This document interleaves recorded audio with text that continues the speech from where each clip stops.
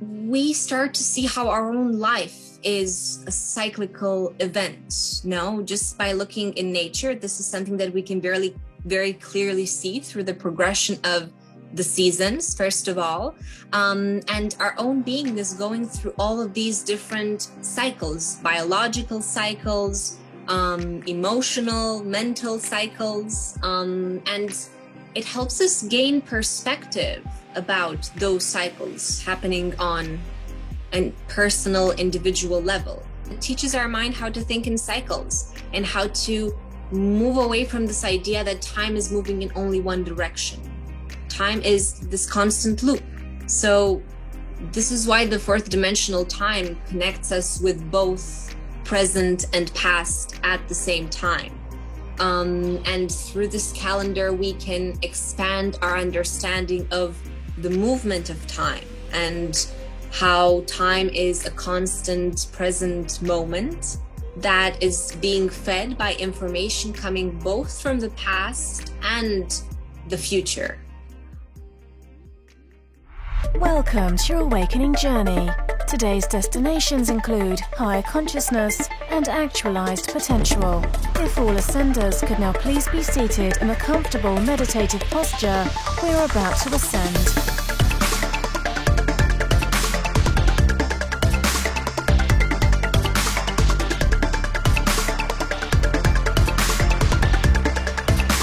You are now arriving at your host, Brian Henry. What is up, Ascenders? You're now listening to the Awaken Podcast, a show in which we dive into some expansive, insightful conversations to assist you and the planetary collective consciousness in its ascension.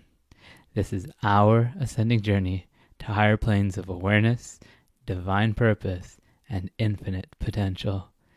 My name is Brian Henry. I'm the founder of Together We Ascend and the Ascend Academy over at togetherweascend.com and your host to the show.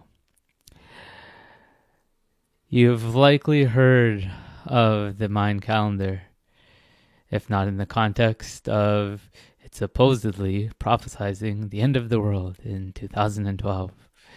While this was actually a myth, the Mayans did not prophesize this.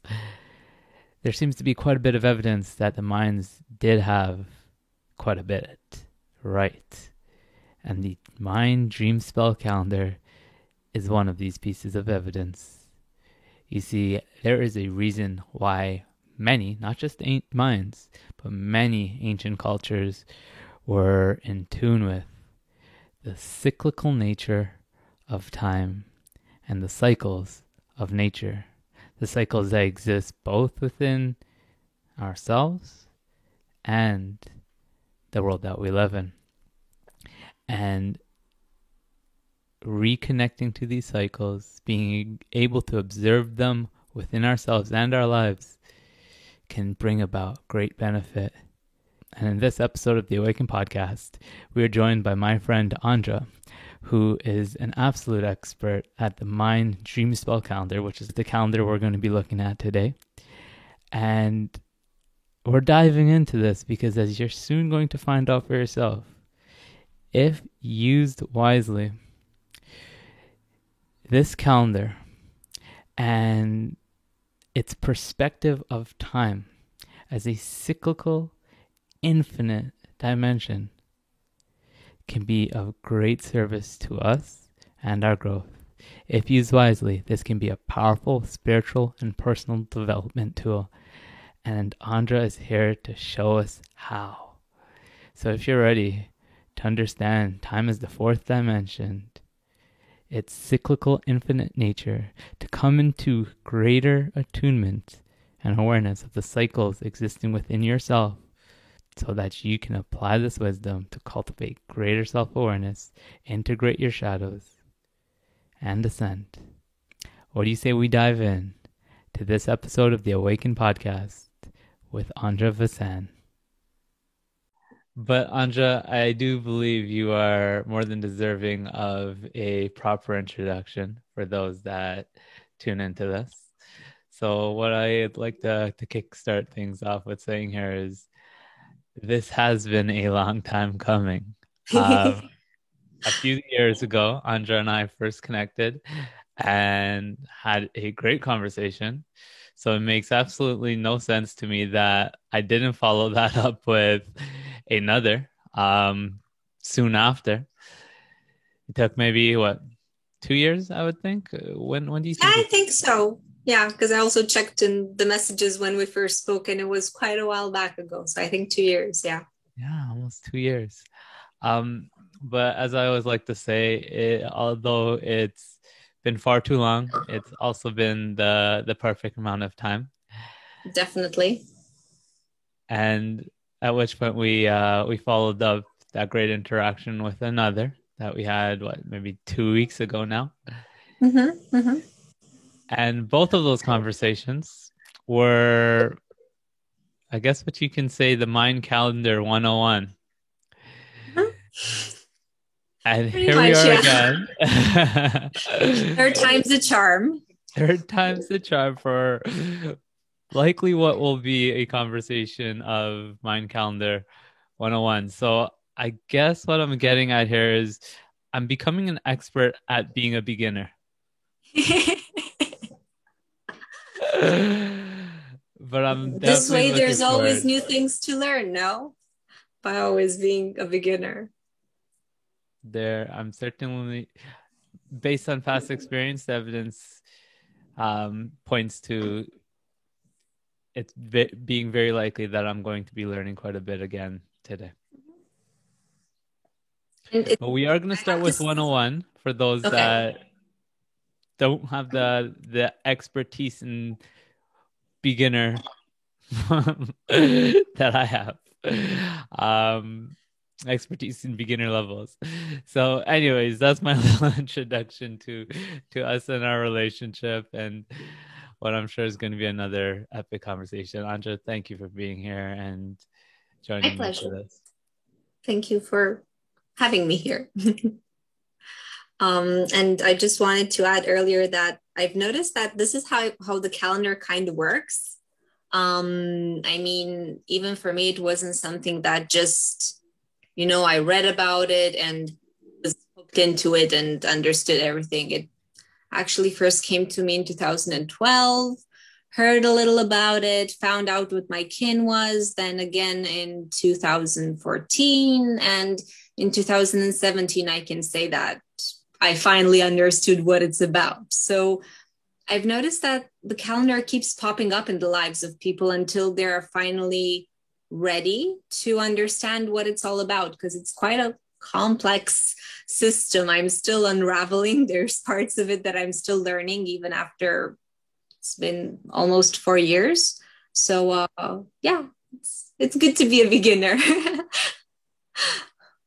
Always. And I think approaching things from that sense of I'm still a beginner and there's still so much here for me to learn, puts us in the state where we just absorb so much more.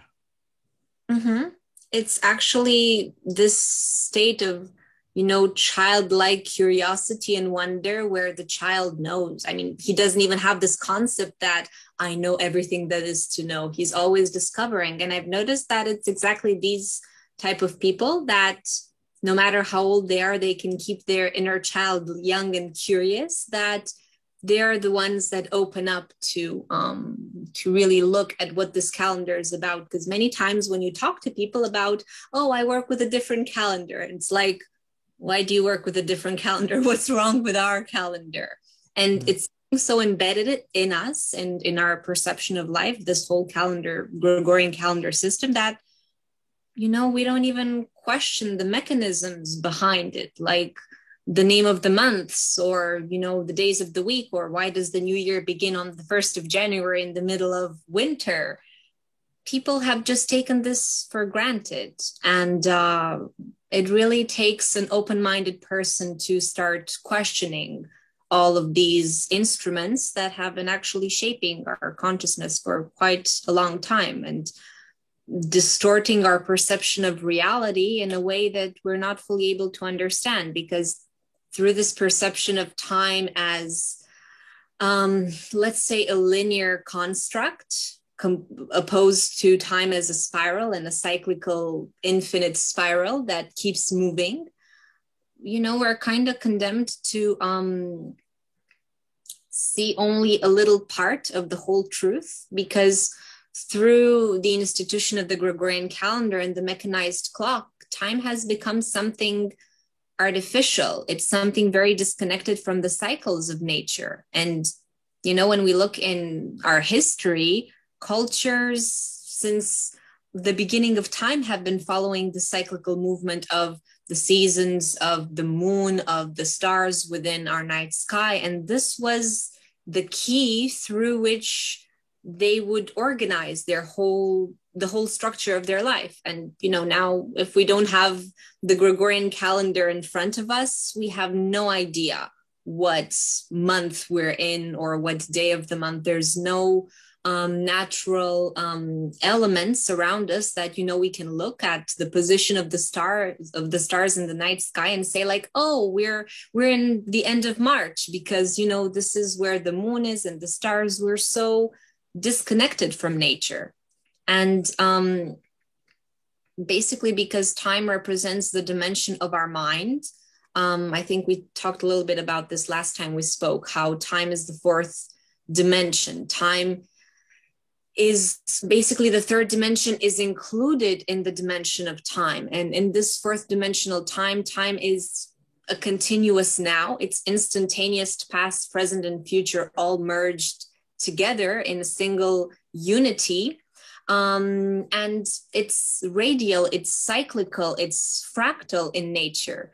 And because we perceive time as, something that is quantifiable and measurable, through the ticking of the clock and the calendar, we are basically led to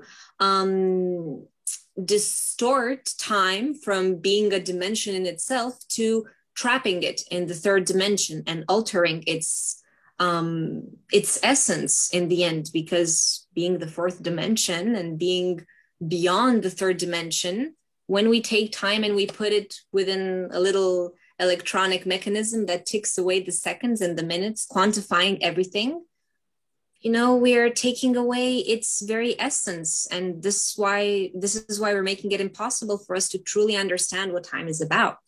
And, when we think about the philosophers of, I don't know, ancient Greece, for example, or ancient Rome, or even way beyond that, people had such a more deeper and simple understanding of time, of life, of, our connection to nature. All indigenous people were aware of the fact that we belong to the earth. And because we belong to the earth, it makes sense having, a calendar that helps us align to it, not one that brings us further away from it, which is pretty much what the Gregorian calendar does. But I think I'm on a rampage here. So please feel free to stop me at any time if you have any questions or want to stir me in a specific direction. I'm not here to stop you. I'm here to get you to go and flow, okay. Which you certainly are. But yes, I see that my role to play here is to steer things, because you're saying so much and it all sounds so potent, and there's so many different jumping start points that you've provided us. But I want to ensure that those that check in with this are following along. So I think often the best way for me to do that is kind of just to reiterate some of the things that are sticking out to me, and then asking for clarification where it's needed. Now, a couple things really come up here. So the main thing that I'm getting so far is that the Mayan calendar is that how you refer to it, by the way, the Mayan calendar, or is there a better name for it? It's called the Dream Spell calendar because this calendar that is inspired by the Mayan calendar is actually slightly bit different from the original calendar. There are some differences in certain, like the structure is the same, but certain interpretations are different. Also, the Mayans had like 17, 18 calendars that they used simultaneously. Like they were doing very complex mental synchronizations with all of these different calendars. So it's kind of like a modern interpretation of this ancient, of two of the ancient calendars that the Mayans used out of all of the 17, 18. So yeah, the dream spell calendar, let's call it like that. Okay, so that's the best name for us to use in this time. Okay, so the dream spell calendar. The main thing that's sticking out about it to me is that it is aligned with nature. It's in greater alignment with the cycles of nature than the Gregorian calendar, which is predominantly used today. Now, that seems to be a primary difference. And then there's also something you said about the Gregorian calendar being something that gets us away from what time is really about. So I want to ask, what is the difference in perspective that the Gregorian and the dream spell calendar has on what time is? So one of the main differences in perspective that comes through this organic harmonic calendar, as I call it, is the experience of time as a set of cycles and fractals. Because within the dream spell calendar, the dream spell having two calendars, we have the 13 moon calendar, which is a calendar aligned to the lunar cycles, the 28-day cycle that it takes for the moon to make a rotation around the earth, highlighting that it's not the same thing with the lunar phases, which take 29 days. And the second calendar, the Tzolkin, this is what the Mayans called the sacred calendar, because it has 260 days, and these 260 days are a fractal of the cycle that our solar system makes around the cosmic central sun located in the middle of the Milky Way galaxy in a cycle of 26,000 years. One amazing thing. I'm going to ask just to take a second here. So the Tzolkin calendar is based off of the sun's rotation around the galactic sun. Yeah. And that happens, one cycle takes how long? 26,000 years. Okay. And that's one of the calendars that fall under the dream spell calendar, the Tzolkin. Am I getting that right? Tzolkin, yeah. And then what's the other one? The 13 moon calendar. Okay. So you may continue. Okay. So what I wanted to add was how incredible it is that the Mayans, with their so-called primitive technology, were able to know the structure of the universe. And this is something that modern day scientists are discovering through, all of these fancy equipment that they're using nowadays. But, the Mayans were aware of the cycles of every planet within our solar system, but also the cycle that our solar system makes within the Milky Way galaxy. So these two different calendars, one of them aligns us with the cycles of the moon and the sun, the 13 moon calendar, because we have 13 moons or months within a year, 28 days each. This gives us 364 days. And we have another extra day, which is called day out of time, kind of like the +1 needed to align the lunar cycles with the solar cycle, which is 365 days. Now, what the Tzolkin does is it aligns us to the galactic cycle that our solar system makes within the Milky Way galaxy. And because we have these two different calendars and we have a bunch of different units of time in it, well, for example, we have a 7-day cycle, which is the 7 days of the week. This is something that can be found in both the Gregorian and the 13 moon calendar. But within these 7 days of the week, each day is correlated to a specific chakra within our body. So we can actually, once we start following the calendar, we're going to start noticing how different parts, different chakras, different energy points within our body can get activated on specific days. And so would it be fair to say that on those days that chakra is more active? I guess it depends on each person. Like if the chakra is a little bit dormant or activated. So sometimes it can manifest as an activation, or it can manifest as a weakening of that chakra in the sense that it's drawing our attention to focus on that specific energy center. For example, I used to have a lot of problems at my throat chakra. I was someone that couldn't actually express herself 4 years ago. And sometimes I would experience when I was going through phases where I wasn't necessarily expressing my truth, or I was holding back from expressing it or afraid of expressing it, that on throat chakra days, I would, maybe feel some discomforts around that area. And that to, work a little bit with the energy that was stuck there. So it depends on each person, but yeah, it can be like an activation of that chakra. You feel it, it's like the attention is focused towards that chakra for that specific day, and how each person deals with that energy depends on them. So and I guess with it wouldn't line up that every Sunday is going to be the same thing. With looking at the Dream Spell calendar, those 7-day cycles isn't going to line up with the Gregorian calendar, and that it's going to be Sundays or these days. Actually would, because is that the case?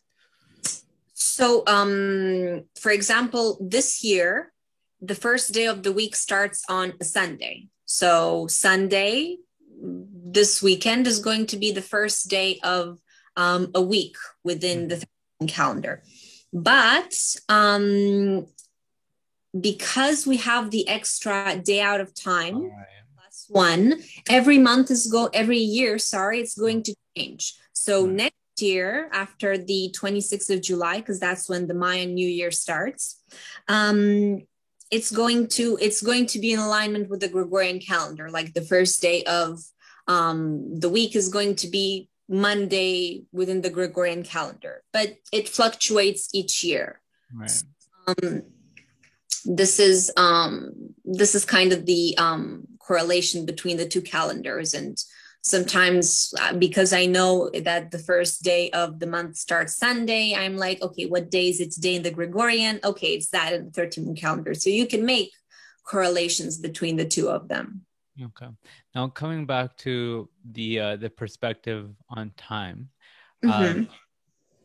of course, the reason why we're speaking to this is the perspective of time that is that the Dream Spell calendar considers is one that you believe better serves us. Now, I feel like there's a little bit more to unpack in the difference that this calendar looks upon time and thinks about time. You mentioned cycles and fractals. Again, I just want to compare that difference, and maybe just touching on like the way that those using the Gregorian calendar kind of typically considers time. So because within the Dream Spell we have all of these different units of time, it really teaches our mind how to think in cycles. So we 7-day cycles, 4-day cycles, 5-day cycles, 20, 13, 52, 260, 365. And it helps our mind be able to see things a little bit in perspective and seeing the interconnection between different units and different cycles. For example, there's a color coding within the calendar. We have 4 main colors: red, white, blue, and yellow, each of them having a specific function, and each of them interacting with us in a specific way. So by looking, for example, at just how the colors are progressing one another and the energy that is associated to them, we can, make a parallel between just 4 units and bigger units of time, because this is the thing, the calendar functions very much like a fractal. So what do you mean by fractal? So 4 units can be 4 days, or they can be 4 weeks, or they can be 4 years, or they can be 40 years. So it's, akin, for example, the smallest unit within the calendar can be 1 day or 1 week or a month or a year. A fractal is basically a proportion that remains constant and basically keeps its integrity no matter how far we expand from this. And this is how the calendar helps us connect with this fractal nature of time, because by knowing, for example, our position today within the calendar, we are able to figure out our position within the whole system of the calendar. Everything is very mathematically precise here. And through this fractal nature, we can understand that, cycles are integrated in one another, how the beginning is the end. Basically, the ending of a cycle is the beginning of a new cycle. And it really helps us get out of this very limiting perception of time where we see time moving in only one direction. It takes us to that spiraling movement of time where, everything comes from and returns to the center, always in this infinity type of motion. But if we take the infinity symbol and we put it in 3D, then it becomes this infinite spiral that keeps on moving. And we come back to, let's say, the first position within the 260 matrix again and again and again, each time with a different awareness. And it's like this fractal spiral that keeps taking us through the same levels, but each time, because, we have grown and learned and accumulated new information, we can connect to the cycle in a different way with a different awareness each time.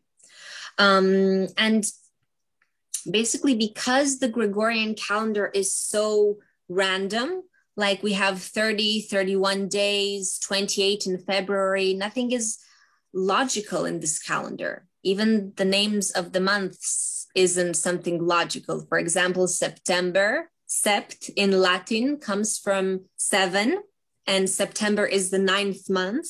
And this is the same with all the months up until December. October, Latin oct comes from 8, and it's the 10th month. December, I forgot the Latin word for 10, but December is the Latin for the 10th month, and it's the 12th month.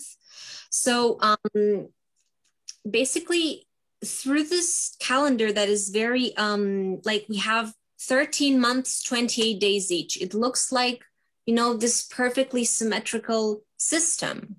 And everything is kind of logical, the progression of each day and how the cycles function. It's much more easier to be able to track time without having a physical calendar in your hands. The dream spell. Like once you learn the progressions, and for example, like now I'm in a place in my life where I just know what time of the year is within the 13 moon calendar. So for example, today it is the white spectral mirror. It's the white spectral wind. I was thinking because you are the white mirror within the Tzolk'in. So it's the white spectral wind. Spectral is also my tone of birth. And today is a white day associated with this type of energy and associated with the energy of the white wind that also carries a bunch of characteristics and specific light and shadow aspects. Then the spectral tone also has specific characteristics. And within the 13 moon calendar, the one that is with the 13 months, 28 days each, we are in the solar month, so the ninth month. So if Sunday is the first day of the week, we are in the third week. In towards the end of the third week, we are in the sixth day. And the sixth day is associated with the solar plexus chakra. So once you have like a little bit of information about how the cycles function, it's just something that you automatically know how to place yourself within time. I was at one point at the seaside without any reception for like a week. And I remember coming out of, our little corner in nature. I think something happened because I have an app on my phone that also tracks the cycles of the calendar. It's called the 1320 Sync for people that want to look into it. And I think something with the internet signal didn't update in time. And in my mind, I knew it was a specific day within the calendar, but the app was saying something different. And I was like, oh, I lost the count. Oh no, like how could that happen? I've never done that. And then when I reached a place with a little bit more phone reception, the app updated and it was the day that I knew in my mind that it was. And I was like, oh, okay, I got it. So I didn't mess up the calculations. And I don't know, it's the idea that we start to see how our own life is a cyclical event. No, just by looking in nature, this is something that we can very clearly see through the progression of the seasons, first of all. And our own being is going through all of these different cycles, biological cycles, emotional, mental cycles, and it helps us gain perspective about those cycles happening on a personal, individual level. So it really, like I said, it teaches our mind how to think in cycles and how to move away from this idea that time is moving in only one direction. Time is this constant loop. So the past is something that we can connect with equally as we can connect with the future. And this is why the fourth dimensional time connects us with both present and past at the same time. And through this calendar, we can expand our understanding of the movement of time and how time is a constant present moment that is being fed by information coming both from the past and the future.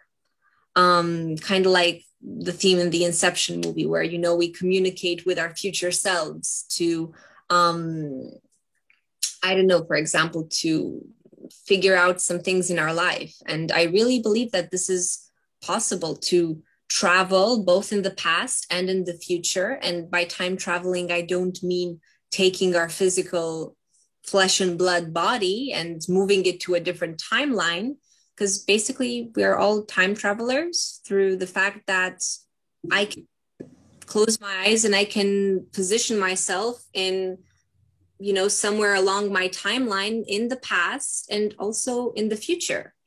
And this is how we are all time travelers. It's not about building this complicated machine to take us there. We have this ability to access multiple timelines.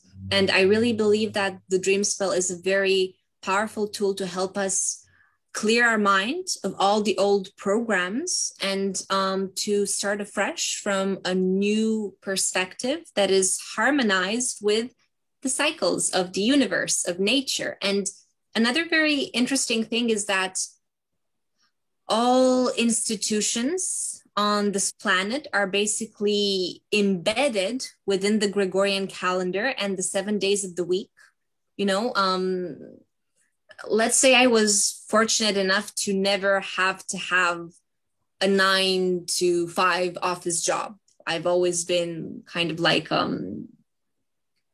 what's the word in English? In Romania, it's liber professionist, but I didn't have like Got it. fixed office job. I did photography. I had my own business at one point, so I didn't have like this very fixed schedule to respect. But for most of us, we are embedded in this society where everybody hates Mondays just because it's Mondays and the calendar says that it's Mondays. And, in weekends, we just lie there in our bed, unable to do anything but rest because we have exhausted ourselves over the week. There are specific days of the month where we have to pay rent, where, for certain holidays, everything is closed, or basically like the school institution, the jobs, the, justice system, everything is dependent on the structure of the 7-day week of the Gregorian calendar, where, like I said, we have all of these different associations with specific days. Like everybody loves Friday. Friday is the best day. And actually it's, why? Like, why have we transformed Monday, which is a day that, like I said, based on the 30 moon calendar, it's not fixed either. Mm-hmm. It's just that dreadful day where we start our job in the morning. And all of our fears and all of our collective programs are very connected with this calendar. And when we look a little bit at the history of this calendar, it started off in ancient Rome and it got passed on to the Catholic Church. And when we look at the history of the planet, the Roman Empire and the Catholic Church have been two of the institutions that have created a lot of wars and bloodshedding and the repression of the culture of, all sorts of indigenous people and taking away their, all of their wisdom and all of their way of living because, they were devil worshippers or however they were labeled.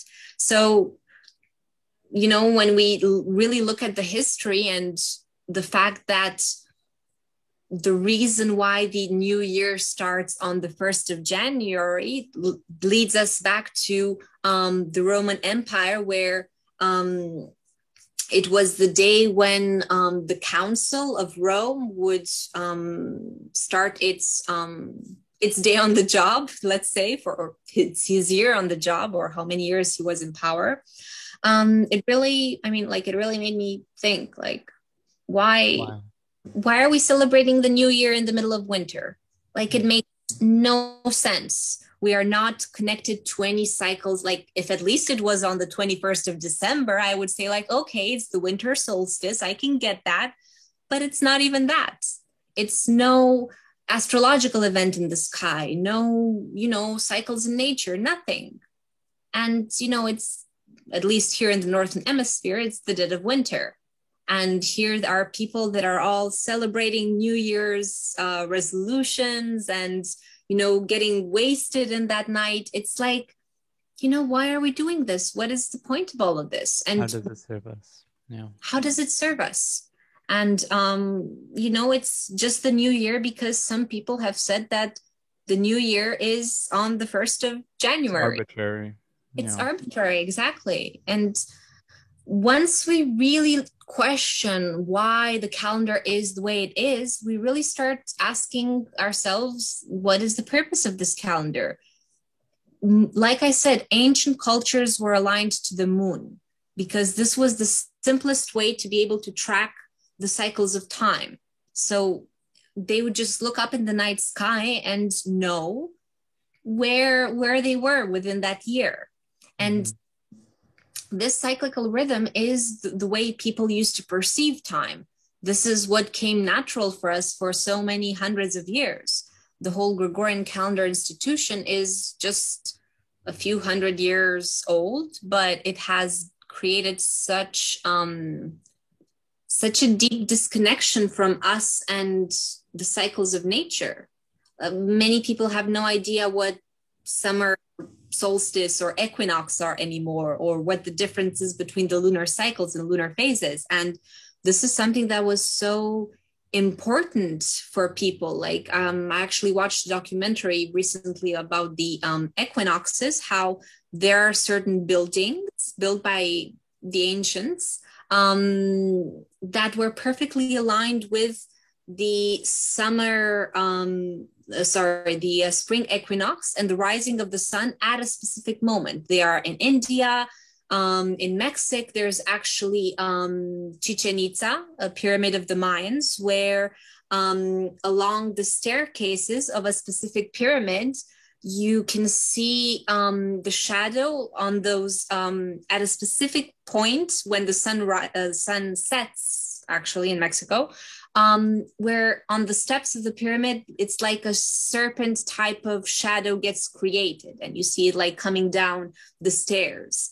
And they were very relevant for people because, you know, when you depend on nature, you need to know the perfect time to plant the crops or to pick up the harvest. You need to be there and aligned with everything. Mm-hmm. Kind of lost that. And yes, it's due to all sorts of other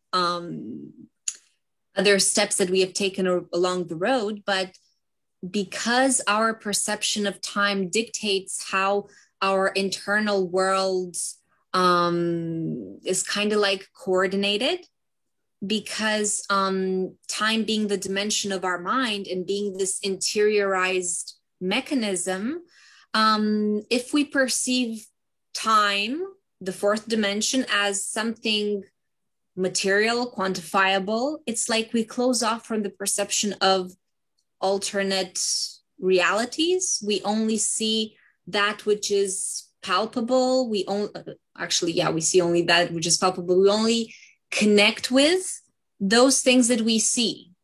We close off from the spiritual world. We close off from anything that isn't pragmatic to our mind, anything that cannot be quantified, cannot be measured.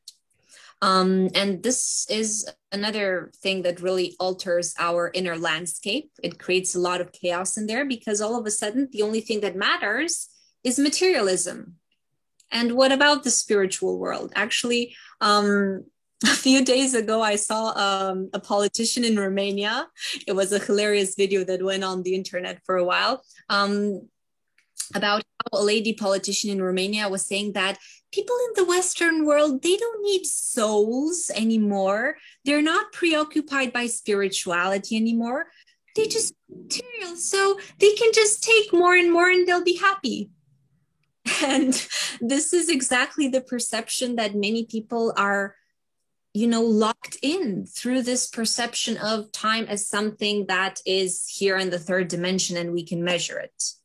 Mm-hmm. So, all of this in a nutshell is the fact, like to summarize it a little bit, is it expands our awareness to understand that time is more about what we measure with a clock. Time is an infinite spiral. It is, radial, it's cyclical. It's not just those seconds and the minutes that we count with the clock. It is our inner world. It's the connection with our soul in the end. And yeah. All right. We're going deep and we're going to go deeper. Okay. Let's see what of that I was able to digest. The driving point I find is that time is not linear. It operates in this cyclical nature. There's many types of cycles that are taking place in nature and within ourselves. And tuning into those cycles can support us in some way. And I think that's where we got to kind of steer this conversation, right? So I think many can see that there's these cycles taking place in nature. I think one area that we might need to spend a little time spreading light on is the types of cycles that we go through within ourselves. But I guess the big question that I really want to hone in on is, well, one, again, what sort of cycles are taking place that you believe are in our best interest to be in tune with, to be aware of, and how could it benefit us in this day and age to be in tune with that? And again, just recognize that these cycles are very much taking place, and knowing where we are within that cycle, how does that benefit us? So like I said about earlier, there are very many different cycles that we as humans go through. On one hand, it's the biological cycles, how our body responds to the cycles of day and night, for example, or for us women, and this is something absolutely fascinating, how us as women are perfectly aligned with the lunar cycles. So I'm not sure how many women are actually aware that their menstruation cycle is 28 days. And it is perfectly connected to the moon, which is the symbol for the feminine energy in so many cultures. So, there's like a very deep connection there. And actually, after I started following the 13 moon calendar, I became aware that, oh, wait, my cycle is actually 28 days. It's not a Gregorian month. This is why many times we can experience, our menstruation coming earlier or later, because it's doing this alignment with the 28 days. So besides all of these biological cycles, also the cycles of the seasons, we can feel them within our own being. The way that this calendar becomes a very interesting self-development tool, because mainly through the connection that we have with the 20 solar seals and the 13 lunar tones, I would say. Could you just repeat that? The 20 solar seals, mm-hmm, and the 13 lunar tones. And of course, I think we're going to get into what those are. Yeah. So the 13 lunar tones are depicted with dots and bars, a bar meaning 5 and a dot meaning 1. For example, this is 8. So for those that might be listening to this as just an audio, there's a little visual component. No, but this does get posted as a video as well. So for those that are with us or watching the video, you can show them, but maybe just doing your best to describe it for the audio. Describe them as well. So for example, number 11, and this is the tone of today, this is depicted as 2 horizontal bars, one on top of the other, and a dot above it. The 1 dot, that's 1, and the 2 horizontal bars, 10. So 1 plus 10, 11. And this is how the lunar tones are all written, with this mathematical notation system composed of dots and bars. And the 13 lunar tones are the principle of movement. This represents the formless energy that is everywhere around us, that isn't contained within a specific shape or form. It's, like free energy, if you will. And these lunar tones are like different wavelengths of energy, like different musical notes, if you will. This is why also they're called the lunar tones. And this is basically, like I said, energy moving throughout the space, unlimited by any physical shape. Now, the 20 solar seals, these are depicted with all sorts of different symbols. And like I mentioned, they are 4 main colors within the colors of the calendar. We have red, white, blue, and yellow. So it goes through this progression of colors, always in this order: red, white, blue, and yellow. And these solar seals represent different archetypes. These archetypes are like psychological patterns, if you will, basically energies that manifest in light and shadow aspects. And when we explore the 20 solar seals, it's about exploring their light and shadow aspects, and knowing how each of these archetypes manifests as shadow, because basically the shadows are like different coping mechanisms that a soul develops in order to adapt to this distorted reality that we're living in, where we're basically taught that who we are is not enough, who we are is not good enough, not bright enough, not smart enough. And these are like the mechanisms that are embedded within society through the way that children are raised. Okay, so just to clarify here, would it be fair to say that the solar seal cycle, right? They're based on these archetypes that are comprised of these different lights and shadows? Mm-hmm. Okay, so would it be fair to say that based on where we are in the cycle, that's what type of shadow is going to be coming up for individuals? Mm-hmm. So by interacting with this calendar, for each person, a pattern is going to start emerging. And this very personal pattern that shifts as we shift.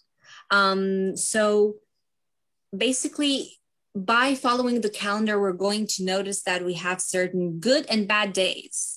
And the interesting thing is that the bad days are always connected to each other. They always have a specific solar seal, or it might be 2 or 3 that we're dealing with at the same time. And for example, white mirror, your kin, or your solar seal actually,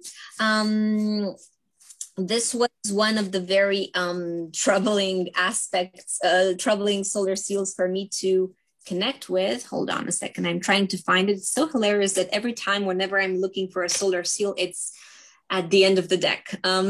So the white mirror is basically the mirror of truth that puts us face to face with the reflection of who we are. It shows us that the inner and outer world are reflections of one another.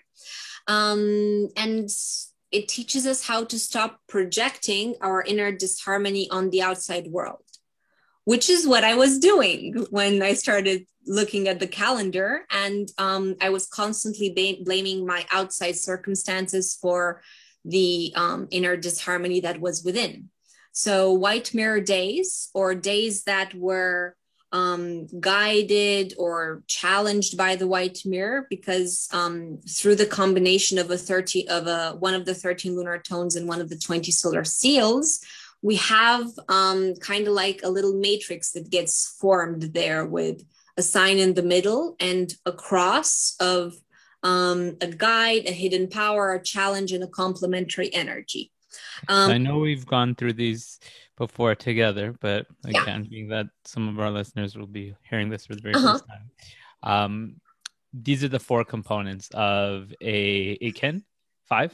5, because it's the sign in the middle. Right. Let's say the white mirror energy, and the other 4 components, other 4 solar seals that are around it, they form what is known as the kin. The kin being the smallest unit of measure within the Mayan calendar. And so is the middle portion considered part of the kin as well? Yeah, that is the energy of the kin. That is the main energy that brings together the signs around it. Okay, and just before we move on, what are those components again? So we have the guide. This one is always positioned above the main energy of the day. Then underneath it, we have what is known as a hidden power. And then on the left side of the main energy of the kin, this is the challenge. And on the right side is the ally or complementary energy. Okay. And again, just for clarity, each day has a combination of these. Correct? And the formation, can I use the word formation? Yeah. That was used, or I can say the kin as well, right? Uh-huh, The kin uh-huh. for that, Yeah, the day that you were born becomes your kin. yeah. Okay, so um, what significance does that play into an individual's life experience? So it goes hand in hand with the light and shadow aspects of a specific energy. So a person, maybe basically a baby, when he's born on that specific day, his whole body, his cells are completely open and they get impregnated with the energy and the vibration of that specific day. And so this is like we become that archetype of energy. We basically choose it because it is said that, and the minds believe this, that each soul would choose its day for being born because that day best matched the characteristics, the challenges, the gifts that a specific soul needs in order to reach to accomplish its destiny, basically. So it's not something random. And by exploring our own kin, it really helps us to understand a lot about the psychological patterns that we are dealing with and how to integrate them, how to transform the shadow into light. So it kind of gives people a blueprint, if you will, of their own being and how to integrate some shadows, how to become more aware of their gifts, how to understand their own cyclical movement, because yes, the day that we are born on, that is our main kin, that is like the foundation upon which we build the house. But every year for our birthday we go through a different cycle. So based on what is called an earth family within the calendar, each of us belongs to a specific earth family. And this earth family is based on 4 members, each of the 4 main colors. And every year for our birthday, we change signs within the calendar. We go through a cycle for that specific year while still keeping the original kin of our birth as I call it like the background music. And every year it's like a new instrument that we play at. So we change signs within our Earth family, correct? Yeah. So to get this right, each Earth family has a set of 4, you said? Yeah. 4 different signs? Different solar seals, yeah. So for me, of course, one of the solar seals that will be of my Earth family is the white mirror, because that was the one that I was born, the day I was born. That was the solar seal of the day I was born, making sure I'm getting the terminology right here. But there are 3 other solar seals that I will cycle through each year. Now, you say on my birthday, but being that we're looking at the Dream Spell calendar, it wouldn't technically be my same birthday of the Gregorian calendar, would it? Actually, yeah, because the it's still 365 days. Okay. Through the 13 moon calendar, through the cycle of the 13 moon calendar. But because the Tzolk'in has 260 days, it's going to move within this matrix of the 13 moon calendar that has 365 days. So within a solar year, a solar cycle, the first day of the Tzolk'in is going to happen twice in that year.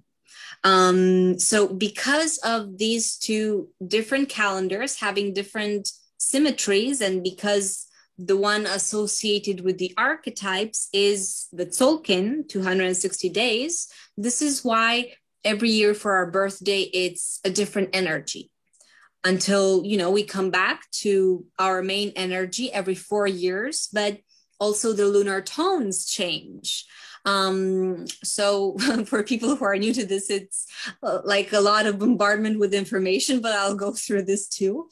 Well, okay, so that's actually a good point to that's actually a good point, because you're right. There's a lot here, right? There's a lot of different cycles. There's a lot of different information. So I think it's also important that we really hone in on always the most important thing is practical information we can use. Also, I do believe there's something to be said about information that becomes an intriguing invitation for people to explore this more deeply if they resonate with the information and they want to learn more about it. But definitely what I want to kind of focus on is the understanding around why we would want to acclimate ourselves to this and really, again, come into harmony with these cycles and what we can get from it. And then if it's something that someone feels the calling to explore more, they of course have the opportunity to do so. But I think, again, the most important thing here is what can we get from this? So let me just see if I can rein it back here and make sure we're not going too abstract.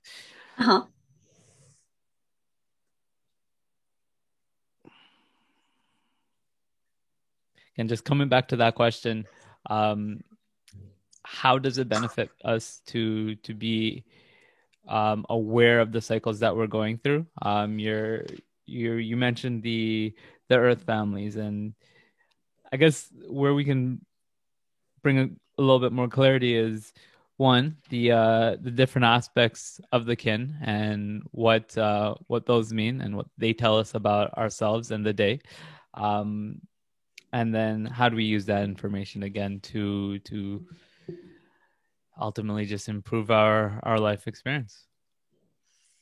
So about the different elements within the kin, basically the 4 signs around our main energy, I'm referring now to each person's specific kin of birth. They all are here to help the white mirror, for example, become the white mirror. One energy is guiding us. It's giving us inspiration. Whenever we're feeling stuck, the guide manifests itself in ways characteristic to the energy of that specific solar seal to, help us find our path whenever we're feeling a little lost or whenever we're not sure which direction we need to go. It gives us guidance. It offers us messages. Then the hidden power, this is something that already is there, embedded within our being. Basically, the main energy of our solar seal. This is what we came here to work on. This is what we came here to learn how to embody. The hidden power is something that is already there. We don't need to work with that energy. We don't need to work on developing it. And through it, it gives us a set of gifts that through them we can better navigate the shadows of our main energy. Then the challenge, this is obviously the energy that challenges us, that puts us in difficulty, that takes us out of our comfort zone, that makes us see all of those things that our ego doesn't want to see. But despite being a challenge, this is also the energy that helps us grow the most out of all of the signs that we can ever connect with.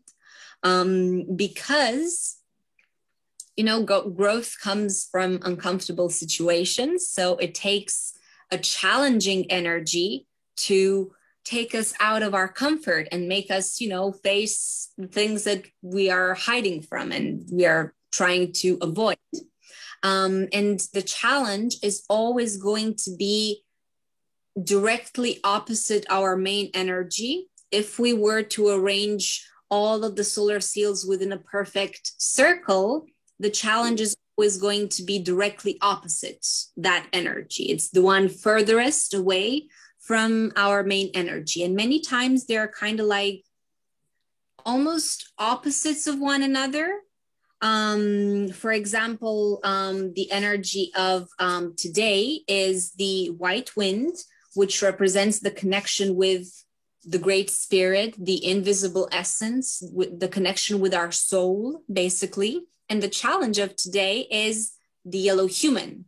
And, you know, it's the soul and the human, the materialistic aspect of human, and the spiritual aspect of human. Another example would be the red serpent and the blue eagle, challenges of one another. The red serpent is the I am type of consciousness. I am my body, I am my needs, I need to work with my body. And the blue eagle is about the collective consciousness. It's about we are. So these two energies challenge one another because, for example, the red serpent can become a little bit too detached from the collective and very focused on the individual, but the blue eagle can also be too focused on the collective and forgetting about their individual self. And we need to nurture ourselves in order to take care of the collective. So these two energies are, challenges of one another. And would you say that they support one another at all? Yeah, definitely. Like, this is what I wanted to say, that the challenge, yes, it's challenging, but it's actually a very good friend in disguise that is trying to push us towards growth, towards transformation. And sometimes it might be a very unpleasant process, especially if we are resisting and we are, remaining trapped in our comfort zone and fear of transformation. But yeah, they're definitely working hand in hand to push us towards growth. And the complementary energy, or the ally, this is like a very nurturing energy for us, basically, very supportive, very, it's kind of like if the challenge is the hidden friend that pretends he's not our friend, the complementary energy is the energy that walks by our side and shows us that it's our friend.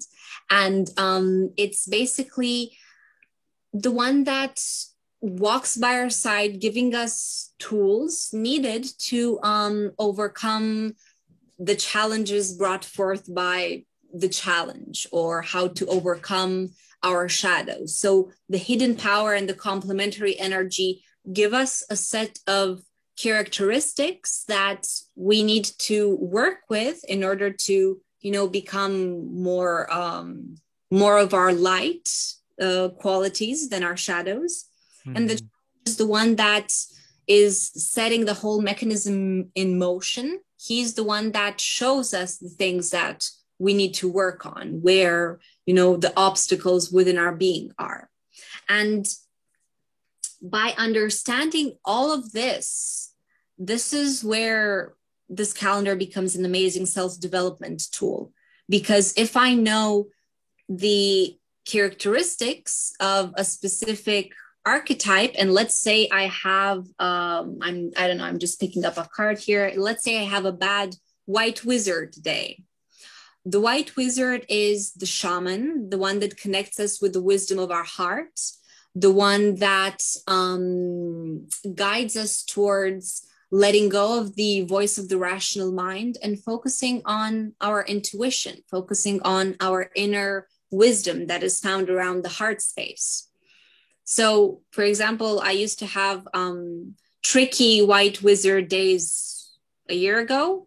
And it was because I was resisting through the mind. I was resisting the guidance of the heart, and I was rationalizing. And instead of making heart-based decisions, I would make rational decisions, or so I thought, that actually brought me to very uncomfortable places. And it wasn't necessarily that type of uncomfortability that makes me grow. It was more like, okay, like this was a bad turn down the road. I should have just listened to my inner voice. And by interacting with this calendar, we can really gather the tools to witness ourselves, to understand our inner movement, to understand the things that we need to work on, to understand how we can work on those specific shadows. And for me, it's been very fascinating to observe how, as I work with these energies within myself, those bad days within the calendar change as well. So white mirror days are okay for me now. The one that I'm currently dealing with is the red earth archetype. This one meaning the power of presence, the power of being grounded in the here and now. You know, being present also means, you know, it doesn't only mean, you know, just breathing and focusing on our body. It also means not allowing our past experiences to influence how we act in the present moment, which in a nutshell is what we do as human beings. You know, we have a bad experience, we register it in the mechanism of our brain, that actually our brain is the mechanism that creates this distinction between past, present, and future. And it basically registers our past experiences in order to know how to predict the future, or so it thinks. So many times we as human beings, we are stuck in this pattern of illusions where we are viewing our present reality through the lens of our past experiences, which is basically what I'm doing and dealing with right now. That I've had some unpleasant experiences in my past, which make me react to a specific situation in the moment as if it was something from my past. And I'm altering it actually through this process. Sort of influences our experience of the present, these exactly. Exactly. The past, and it kind of distorts our experience of just subjective reality, or one yeah, can argue definitely. if there is an objective reality, but I can definitely see benefit in trying to approach it from the purest place. So because I'm like still in this process of learning how to let go of these illusions of the past, red earth days can be a little bit tricky for me. Like they really revealed to me that, hey, you're not present at all in this moment. Like you're down memory lane and you're adding that experience onto the present moment, and it's actually nothing to do with the present moment. So snap out of it. And this, like I said, changes as we change.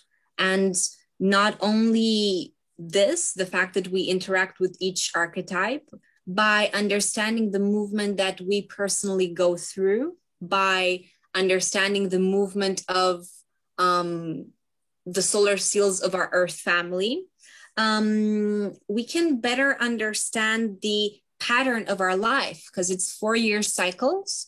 And I've noticed by looking in my past through this calendar that there's a perfect pattern as to, for example, when I start my relationships, it's always a red year whenever I start a big, important relationship.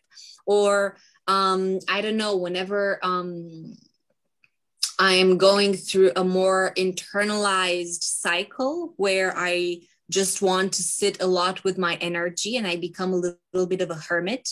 This is more towards my white years. White years in the past 12 years of my life have been a little bit of a hermit mode. I'm going back to my energy to figure out, you know, what I really need and what I have to bring to the surface in the following years to come. Now, I want to ask, were you already familiar with the calendar and the implications of these 4 colors and the cycle when you went into these years? Or was it something that you looked back on and it's like you saw that it lined up and it the second version. I mean, I don't, I just observe, like this thing that I said with relationships and corresponding to my red year. I discovered this last year, because last year was my red year, and I was like, oh, okay, so I see, like, I always start a powerful new relationship in these red years, because it happened the previous red year, it happened the previous red year before that. And I just use it as a tool to observe rather than a tool to because it's an ever unfolding pattern. I'm always discovering new things in which I look at it, because it's, for example, it's not only relationships. In the red year, I always discover a new hobby, or something new that I can add to, let's say, my portfolio of things that I enjoy doing. So I'm just using it as a template through which I view my reality. And then through this template, I look at, let's say, past experiences, and I find the pattern.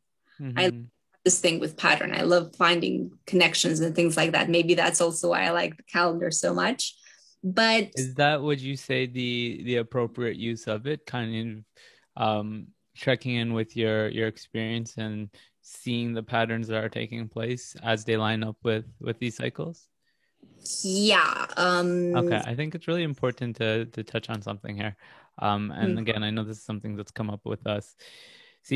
I can definitely, I want to speak to the individual that may be hearing some of this and has absolutely no belief, or has yet to have any real reason to believe that we do undergo patterns in our lives, and experience them in this cyclical nature, right? I know like the one area that kind of pops up for me is like horoscopes, and how much the connotation behind when we think of like the horoscopes that show up in newspapers, and a common response to that, and this whole idea that there's energies that are playing into our experience, that are playing into who we are as people. I'm sure there's so many there's a great deal of people that are listening to this, given the nature of this show and the community. They do resonate with a lot of this information. They do believe that our soul chose a particular life or particular circumstances to come into, to support oneself in a growth towards a particular mission or learning a particular lesson. But I kind of want to just address this area that is skepticism around there being these patterns that play out in our life. I think there's two things here. One, I want to hear you speak to the notion that can using this calendar end up being this self-fulfilling prophecy where you're looking for certain things to happen, or you're expecting certain things to happen, so you create for them?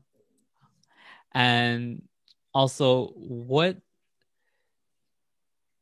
has supported you in so strongly believing that we do undergo these sort of patterns in our life, and in the ways that we come about the lessons that we're learning? So let's say that when I started working with the calendar, I was actually, okay, today's this day, I have to do this. Today's a red serpent, I have to connect with my body. Today's yellow sun, I need to stay out in the sun. Or I was actually trying to plan my days according to the calendar, and nothing ever worked. Like whatever I would try to plan or try to force myself to do to connect with an archetype, it just didn't work. And when I started to let go, and this was when I was just starting to look within the calendar and to learn its cycles. I didn't know it by heart. I actually made myself check at the end of each day what day it was, so it wouldn't influence the way I would try to go about that day, or how I would interact with people. And every time at the end of the day, I was like, oh, okay, like my day is here within the kin, because like this is the main energy and this happened today. This is the guiding energy. And I met with my friend that is the guiding energy of today, totally random. So it really made me, get out of this perspective where I need to force things to happen. Basically, another term for this calendar is a synchronometer, a tool to help us measure synchronicity. So this is why it becomes powerful when we allow things to happen, because synchronicity, if forced, is no longer synchronicity. It's just something that we made happen. And as we let go and we allow things to unfold, that's when we see that things around us, or even people around us, are in alignment with the calendar without them actually knowing that this calendar exists. For example, in the work that I do, because I work with many people, many times people will send me emails on days connected to their kin. So if today is a white wind day, someone who is a white wind, and this is his kin, would message me on that day to ask me something about the calendar. So the way that it's interacted with me was that whenever I was trying to use it as this self-fulfilling prophecy, it just wouldn't.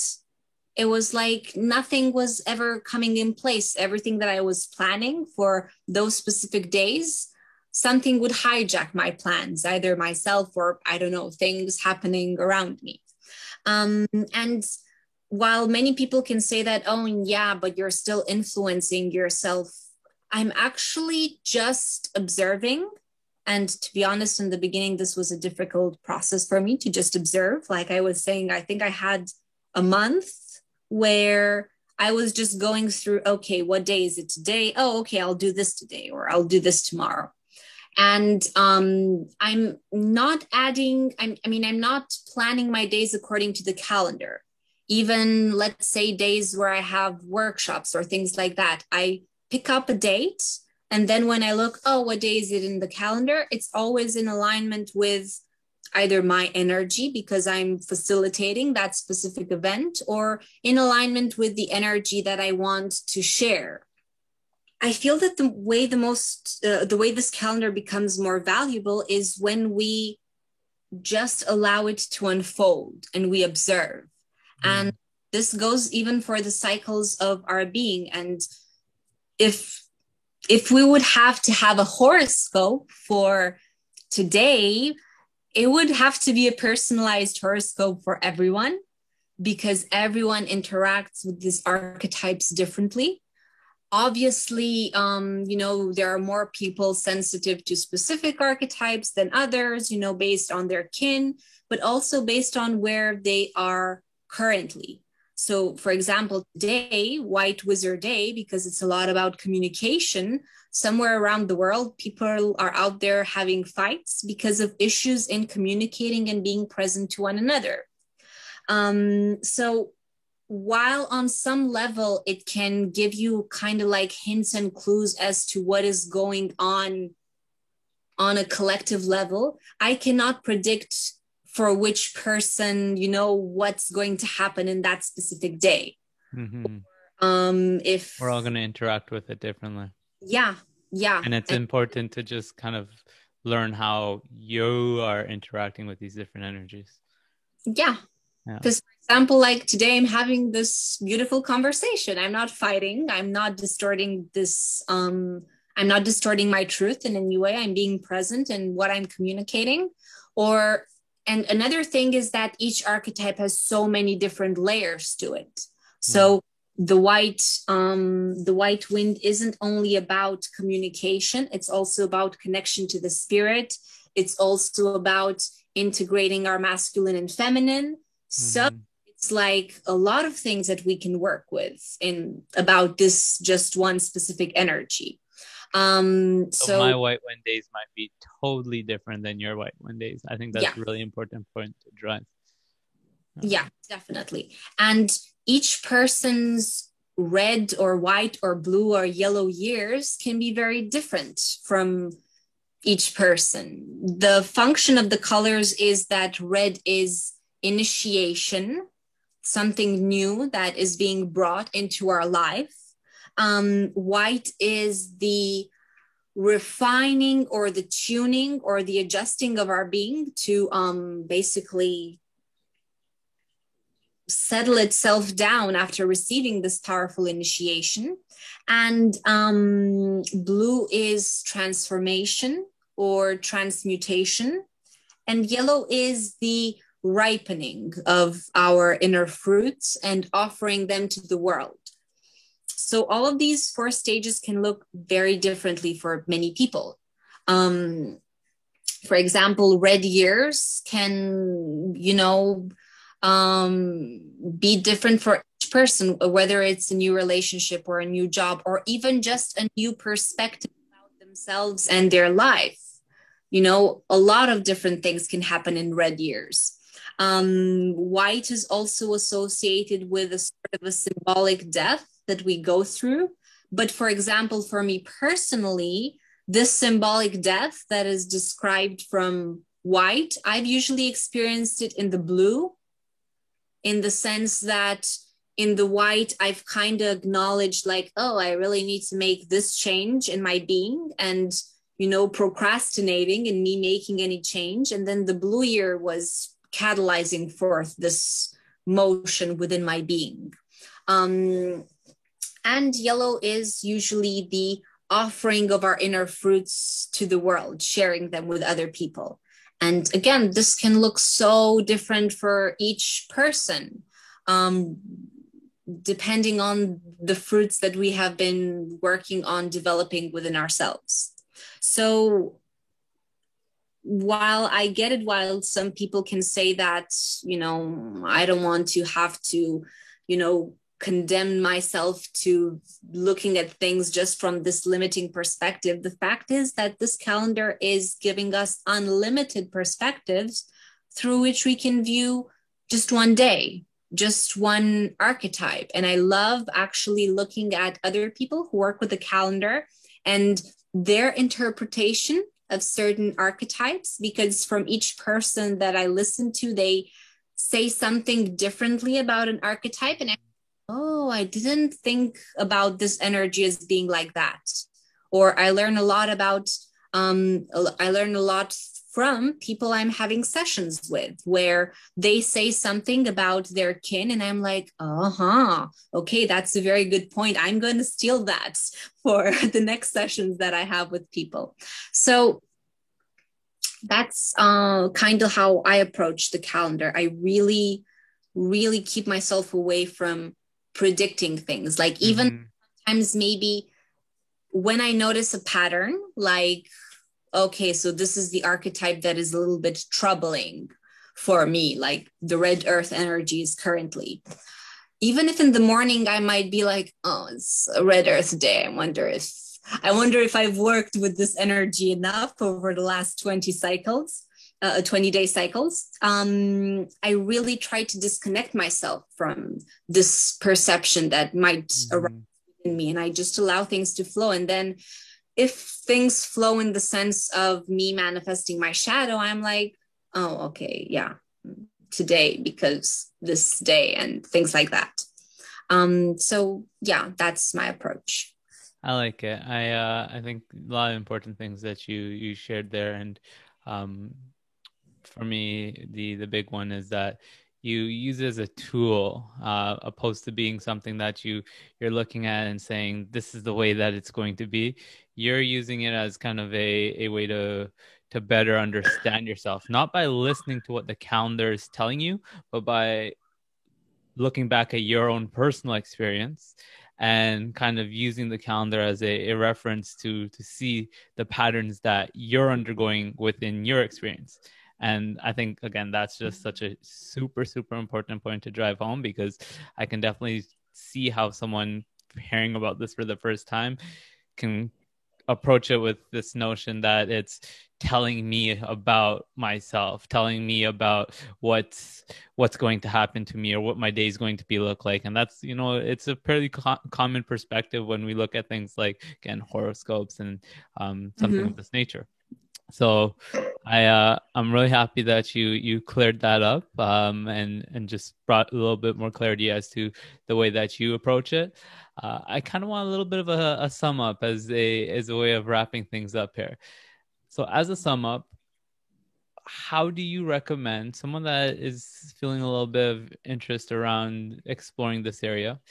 How would you recommend someone that is now getting into it to use the Dream Spell calendar? So in the beginning, it's just about observing and going a little bit through trying to learn, let's say, the progression of solar seals, of lunar tones, the 30 moon calendar, also looking into it a little bit and its structure. And like I said, there are a few apps out there, and this way it's very easy for anyone to just download the app. There's the 1320 Sync. This one is available for iPhone users. And then there's That's the 1320 Sync or Sync? Yeah, Sync. SYNC. Okay. And then we have the Dream Spell app for Android users. I don't know why there's two different apps, but anyway, these are the ones that I've checked out and know, where you can follow there the energy of each day.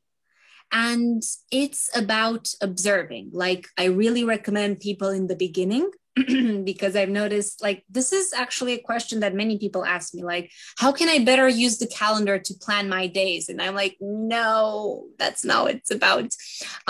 So recommend to check at the end of the day to dismiss any of these notions that somehow we are influencing our experience by knowing the energy of the day, and observing how the calendar interacts with them, finding those patterns within their being. And this is going to take, let's say, like a month at least to be able to find all of these patterns, and then to go into discovering what these patterns are actually trying to communicate to them. So it's kind of like a little bit of homework that people need to do in order to familiarize themselves with the codes of the calendar and the meaning of the archetypes, in order to know, okay, what is this solar seal trying to communicate with me? What are its shadow aspects? How can I deal with those shadow aspects? And from then on, it's just having the patience while their brain gets used to all of this cyclical movement, and to observe it, to just allow the calendar to interact with them without them forcing everything. And the thing is that once you start using this calendar, a lot of synchronicities can start to unfold within us, synchronicities that if we didn't have the codes of the calendar, we wouldn't know about them. The easiest example that I have for this is seeing how people are aligned with the calendar. And in the beginning, when I was just following the calendar, I was so fascinated how it was, a Blue Eagle day. My Blue Eagle friend would call me random after not speaking with me for a month, or I would have friends over and he would bring another friend, and I would be, because in the beginning I was very, oh my God, let me show you what I just discovered. I was doing everybody's kin, even if they barely knew me.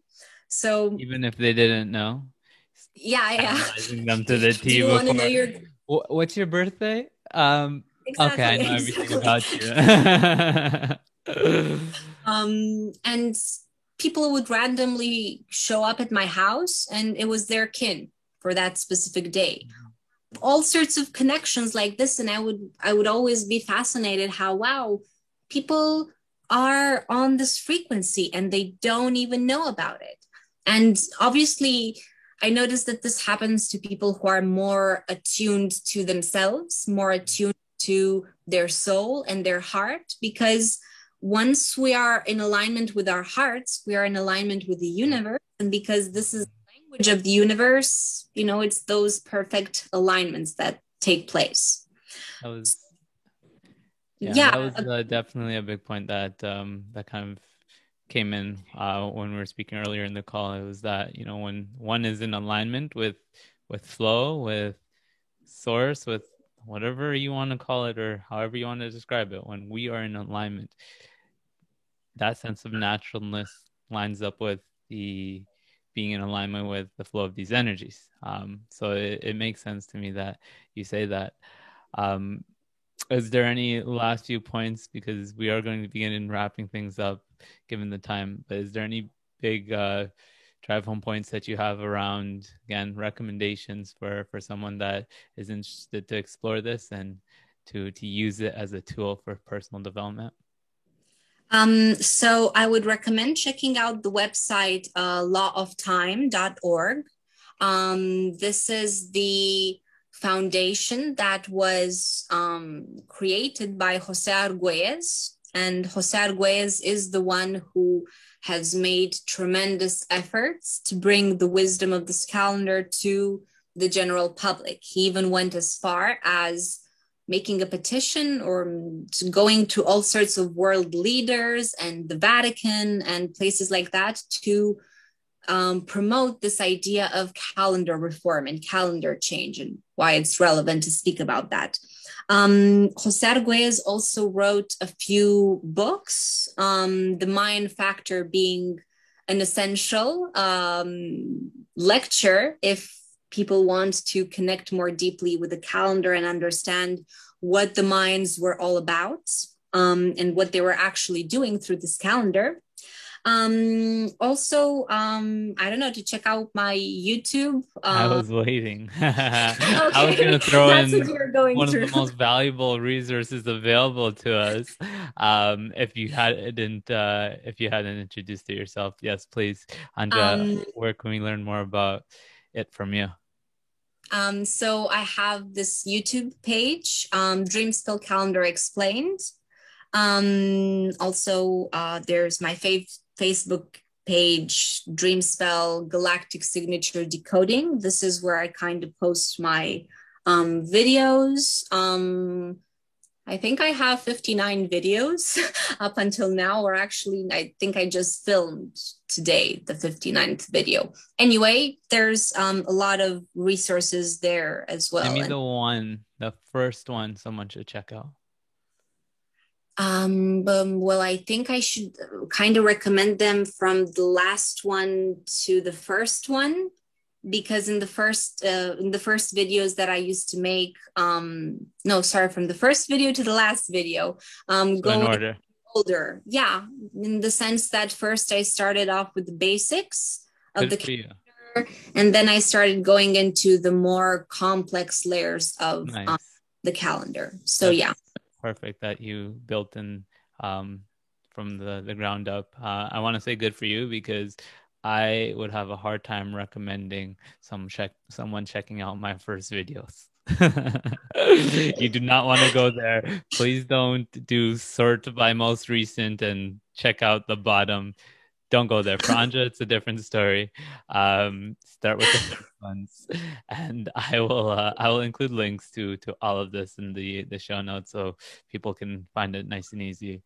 Anja, I have one final question for you before we wrap things up. This is the grand finale question. We call it the ascending question. Okay. This is the one. This is the one we came for. Okay, I'm ready. You ready? Anja, you just realized the power to telepathically communicate to all of humanity. What do you say? Ooh. How long or short can my message be? No limit. No limit.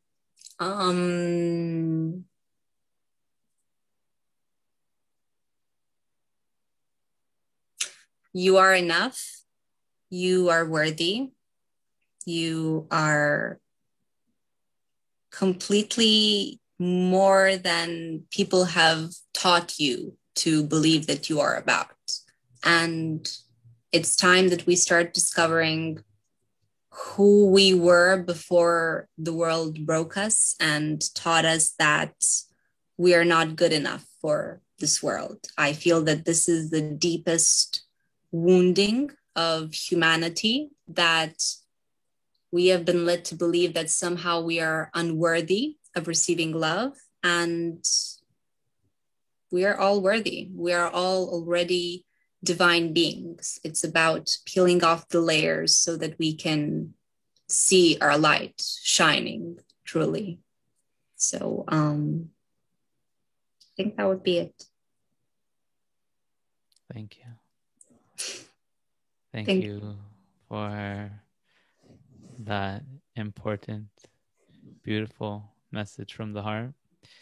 Thank you for being here with me in this interaction and sharing all the great, interesting, inspiring knowledge that you've shared. And thank you for all that you're being in this world, because I see before me a being that has done quite a bit of work on peeling back the layers and allowing her light to shine. And I know that that's something that is needed more of. So thank you. Thank you. Anja, that's going to be it. Ascenders, that's going to be it for our conversation on the third conversation that I've got to have of Dream Spell Calendar 101. This is the first one that you get to chime in on, but I do invite all of those that are listening, if again they feel that sense of resonance, to explore this further and use it as the valuable tool that it can be. Anja, I want to say thank you once more. That's going to be all for this episode of Awaken. Thank you for having me and for the work that you do to promote things like this out there to people. So it's been a pleasure, like the previous times as well. And all the ones that we're going to have in the future. And the ones, in the future. Take care, Anja. You too. Bye. Senders, that is going to be all for this conversation that I got to have with Anja. I hope that at the very least this was able to expand your perspective of time as the fourth dimension and begin to perhaps be more mindful of the cyclical nature of your life. And then, of course, if you are interested in feeling the call to explore the Mind Dream Spell Calendar more deeply, a great place to start would be Andra's YouTube channels and downloading those apps she mentioned on your phone. Links to all of those will be in the show notes for this episode. Ascenders, I want to thank you for tuning in to another episode of Awaken, for being here, for being on this path of expanding self-awareness in your purpose, in your service to the all, in our ascension. So until next time, keep ascending.